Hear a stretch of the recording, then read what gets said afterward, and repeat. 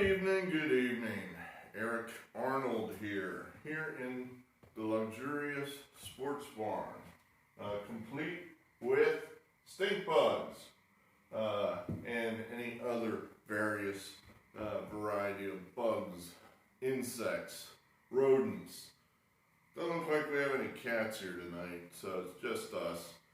I just feel like a lower, slower episode tonight.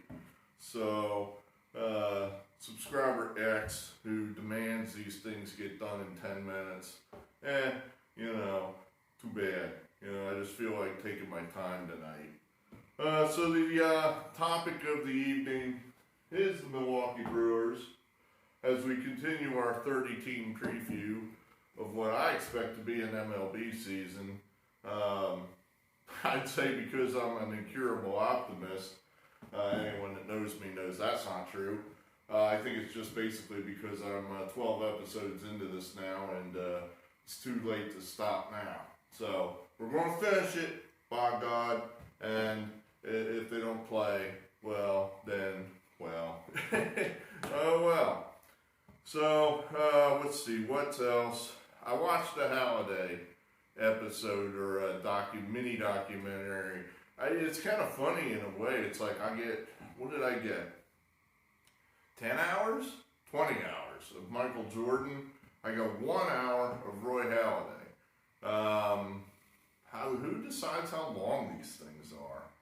I could have done with another hour of Roy Halladay and, one less hour of Michael Jordan. But, that's just me.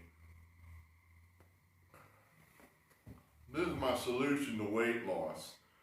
And you're saying it's not working. Well, we just started it. This is my idea when I'm starving here in the middle of the night and I want a sandwich or I want something to eat. Well, we'll just smoke tobacco. And I think maybe that'll help me cut the calories. So I noted that as part of the Halladay documentary, is that he smokes Monte Cristos. I smoke Monte Cristos, so I almost feel like we're on the same plane. We're on the same level, he and I. Well, this is actually a Monte Cristo knockoff from Cigars International, famous, huge wholesale cigar distributor, which just happens to be right up the road from where I live, luckily for me. One thing that struck me in the Halladay documentary was his wife, and it was majority of it was his wife talking, said how wrapped around the axle this guy was, in his strive for perfection or whatever. What a hard worker he was. Well, that's fine and all, but she said that he threw up before every game that he pitched. And I thought to myself, come on, tell me that's not true. Tell me that's not true. I mean, I know you're his wife, and you probably would know, maybe. I mean, it's not like you're in the locker room with him. You're not on the road with him. So, it kind of sounded like one of those things that she thought was true, but it's really not. But man, I mean, you threw up before every start because you're that worked up? Holy cow, I mean... All right there, that should have told the Phillies something. We're going to put this guy in the city of Philadelphia. This guy's so worked up already, we're going to drop him in the middle of Philadelphia and have Mark screaming at him, "Do your job! Do your job! Ah!"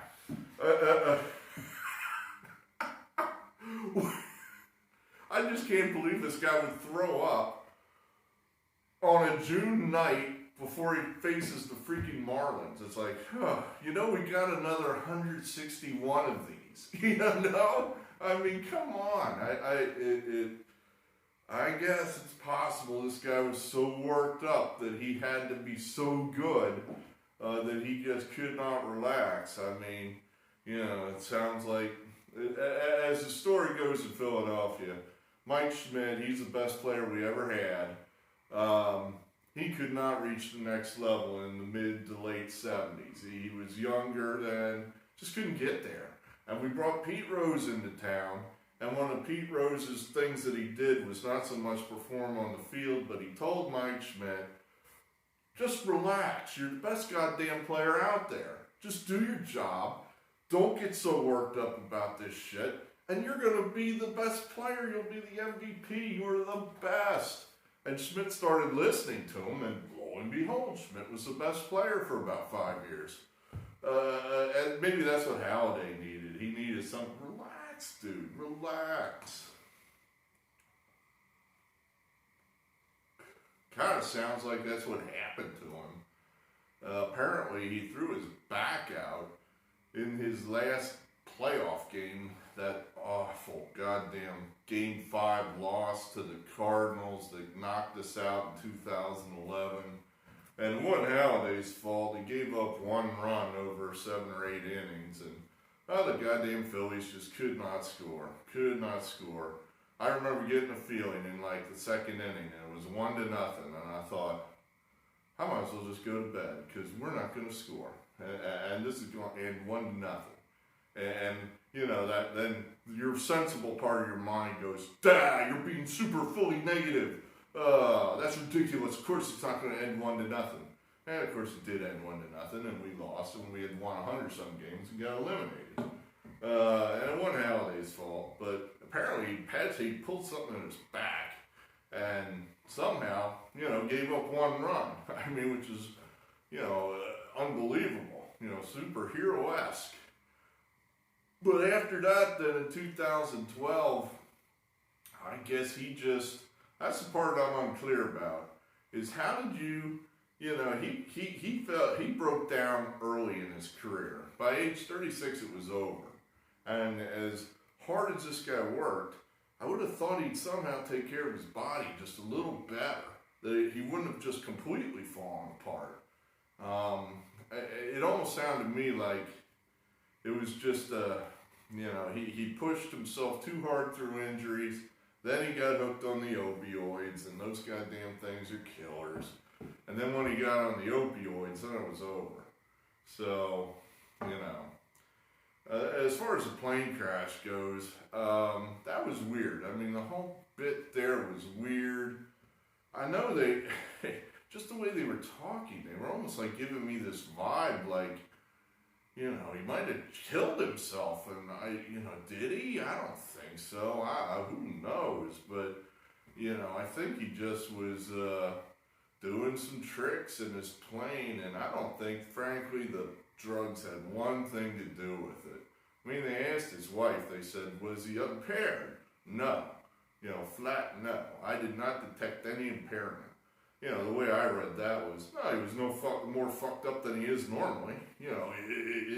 I think guys that achieve that level of use with drugs, they learn to deal with it. So I don't think that he was really impaired when he crashed the plane. I think he crashed the plane just because he was trying some tricks that he just wasn't qualified to do. I guess at a certain point you think the plane can do anything, and it'll always get you out of whatever jam you've gotten yourself into. Well, not always. So, that was my reading of it. I liked Roy Halladay. I wish he'd been in town longer. I wish he had pitched for us better, longer. We had 2 great years with him. That was it. Then the last 2 years, he was terrible because he was hurt. So I wish he'd been in town longer. Probably should never come to Philadelphia if he was that tightly wrapped. I don't know he would have. They never said anything like that in the documentary. I would have liked to have heard somebody directly ask somebody, so did Roy like his time in Philadelphia? Because I'm thinking he didn't. Just somebody that's so wound up. Philadelphia ain't the place for you. Just is not.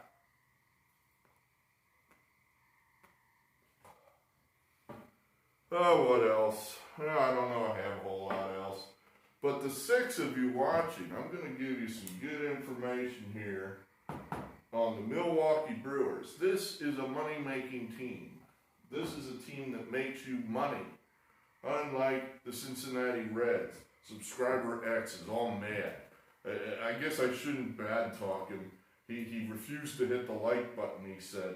At least he didn't hit the dislike button. It's like, don't do that, you know? God, I mean, come on. But the Brewers, playoff. Last 2 years they were in the. I mean, if you consider losing the first that playing game in the playoffs, they were in the playoffs last year, and that was a hell of a thing if you remember that game. I actually was thinking about that. I think when this video is over, I'm going to go rewatch the last 2 innings of that game because the Brewers had the Nationals. They had them. They were up multiple runs in this, I think, 8th inning. And somehow the Nationals got off the mat and beat them and went on to win the whole thing. So this is a tough team, the Brewers. I like Craig Counsell, like him as a manager.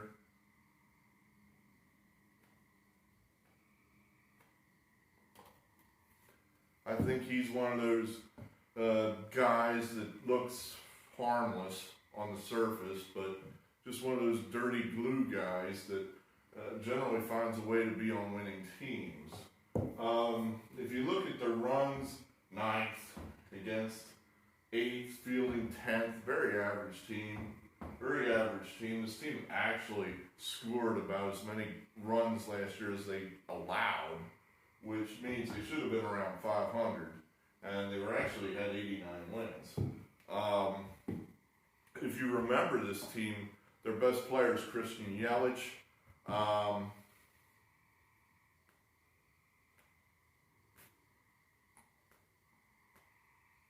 God, I gotta smoke more and talk less, I guess. Christian Yelich would have been right there for MVP, but he got hurt. I know he got hurt at least once at the end of the year. He might have got hurt earlier in the year too.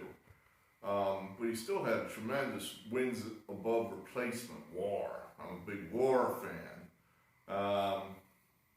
And you would have thought the team would have collapsed. You know, here they are trying to get into the playoffs. He gets hurt about the second week in September. Well, that team's record was good even after he got hurt. I forget what the record was, but I think in September they were like 21-7. So this was a team that was coming on down the stretch. And that's one of the things we look for. You know, teams that are playing well at the end of the year.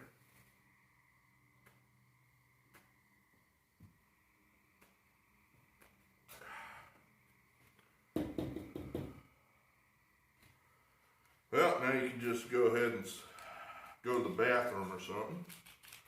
Because I ain't going to attempt to relight the cigar.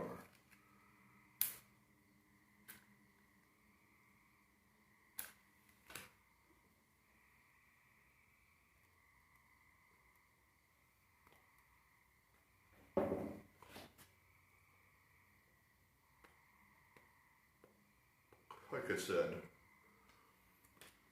for the 6 people that watch these videos, I figure I can take it lower, slower, do whatever I want. So, what else are we talking here? Only the Texas Rangers have had a better 5-year record over the last 5 years than the Milwaukee Brewers.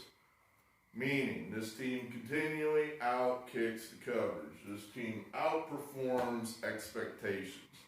And this is something, you know, I think we're looking for. You know, if they did it over 1 year, you might say, oh, that's just luck. You know, that's just random. Over 5 years, this is a team that figures out a way to win with less. I looked at their starting lineup this year. On paper, you know, it may look like a team like the Reds or the Cubs is better than this team. I'm not so sure. I mean, they've got some things coming in here. I think they're going to be improved at catcher. Their second baseman has the makings of a star. He only played half a year last year. Their shortstop, he's a number 1 prospect. He's starting to come into his own. We'll see if the guy learns to be any kind of a offensive threat at all. And if he doesn't, they just picked up another top pick from San Diego, so they may just swap him in there if Arcea can't get it done. Yelich is a star. If he stays healthy, that guy could carry a whole team by himself. Here's something I learned by watching Korean baseball. The Brewers in their starting rotation have the defending most valuable player from the Korean League last year, Lindblom. So there's a lot of hidden pieces here that I think is going to make this team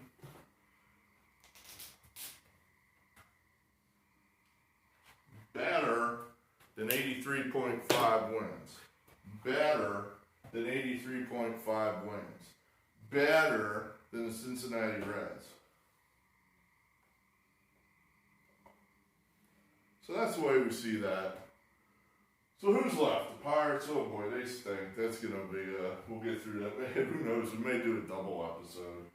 We may just say the Pirates, well, they suck. And then talk about the Cardinals.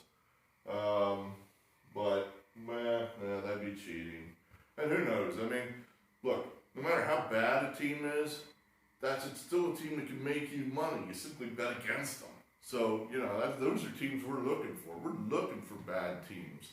We're looking for a team that's going to be bad that everybody thinks isn't going to be that bad. We're looking for a team that's going to be good that people don't think is going to be that good. Last few years, Milwaukee has been that team that come out of nowhere. What are they doing? Challenging the Cubs. If you remember in 2018, that's just 2 years ago, they were one win away from the World Series. They went to Game 7 of the NLCS against the Dodgers and they lost. So this is a team, a legitimate contending team. 83.5 wins, I think you're getting a deal there. So we'll see. We'll see.